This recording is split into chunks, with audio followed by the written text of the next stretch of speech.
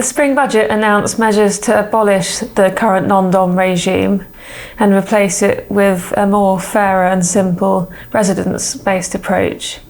So this was proposed to be implemented from April 2025 after some consultation.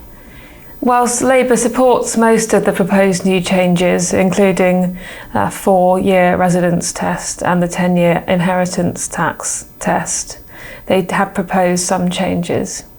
So these are specifically in relation to the way foreign trusts are treated for inheritance tax purposes, but also in the transitional rules available for people currently claiming the remittance basis who will no longer be able to do so.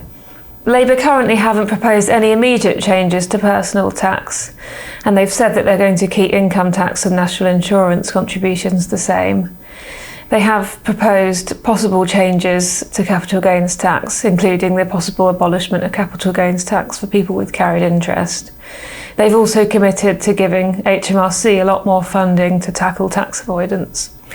So the massive change to the non-dom regime isn't expected to go through until at least April 2025, and there's going to be quite a long consultation period between now and then. So we're going to monitor the changes and also reach out to clients who we think this is going to affect, so we can plan accordingly.